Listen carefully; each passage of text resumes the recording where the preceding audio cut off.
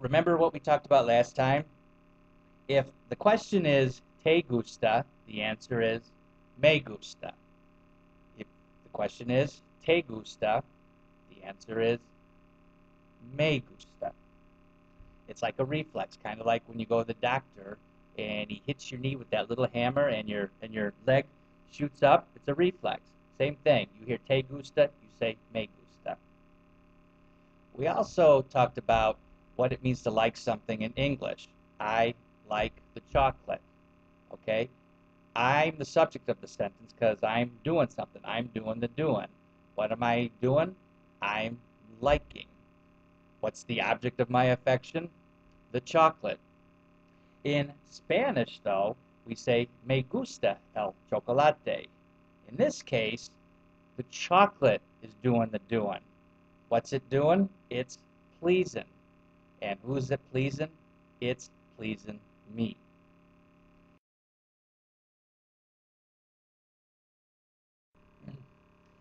Talk about if somebody really likes something, if somebody likes more than one thing, if two or more people like the same thing, or if two or more people like more than one thing.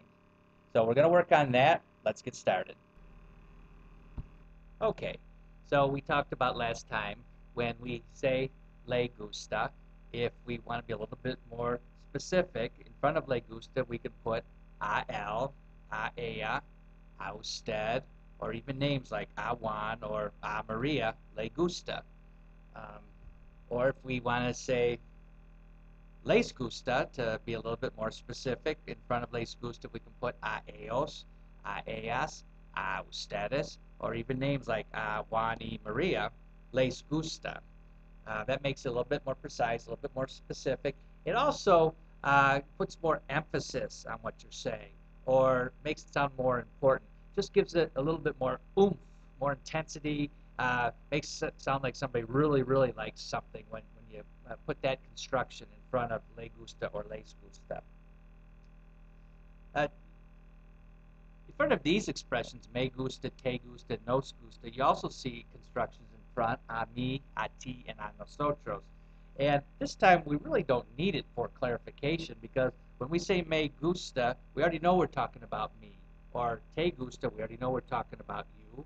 Or nos gusta, we already know we're talking about us. All right, so these constructions in front really don't clarify anything, but again, they make things sound more important. It puts more emphasis, gives more oomph to what we're saying. So, for example, if I say, no me gusta estudiar, but a ti te gusta mucho estudiar, you really like to study, okay? Or no te gusta el chocolate, but a mí me gusta mucho el chocolate. See, I like chocolate a lot.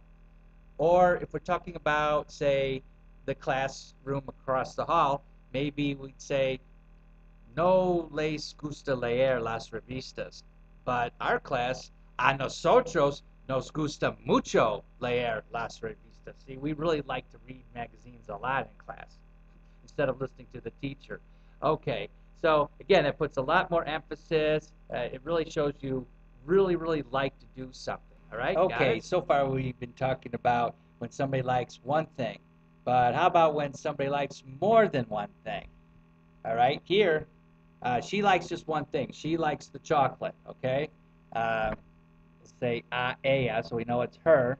All right, she likes the chocolate, but what if she likes the whole box? Los chocolates. Before we were saying it pleases her, that one thing. But now we're saying they please her. So it's like ellos, all right? Therefore, after gusta, we have to say gustan. All right, now it's they are pleasing her. A ella le gustan los chocolates. When it's one thing, it's le gusta. When it's more than one thing, it's they please le gustan. So, like, here's another example. I like the book. I really like it. All right. A mí me gusta el libro. All right, it pleases me. But let's say I like a lot of books. Okay, I'm at the library. I've got an armload of books, los libros. All right, now it's they please me. A mí me gustan los libros. All right. Before it was if it's one book, me gusta el libro. It pleases me. But if it's los libros, me gustan los libros. They please me. So those are things that please us. What about things we like to do? For instance, that class across the hall, the students over there, they like to read. All right, we'll say, be more specific, a los estudiantes. Okay, a los estudiantes les gusta leer. Reading pleases them. Reading pleases them. And who's them? The students, a los estudiantes. What if they like to read lots of magazines? Okay? We say, a los estudiantes les gusta leer las revistas. Even though it's more than one magazine, all right, it's still a single activity. Reading the magazines is one activity. It pleases them. Okay?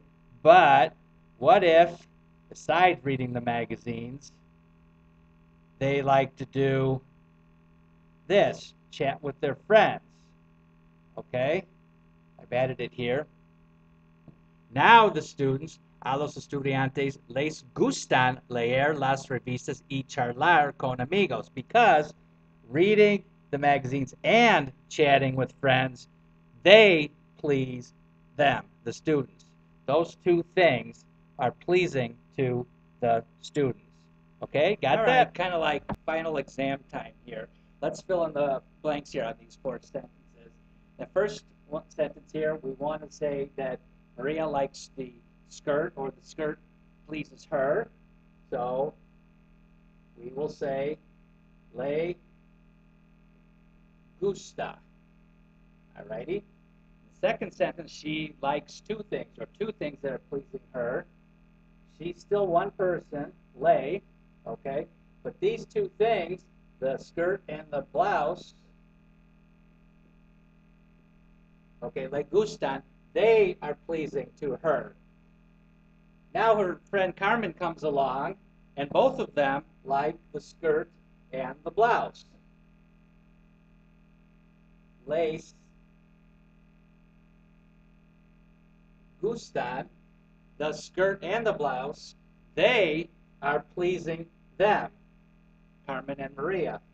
Finally, in the last sentence, we got both of them still, Maria and Carmen, and they like just that one thing. They both love that blouse. So, lace, because that's them, but just the one thing,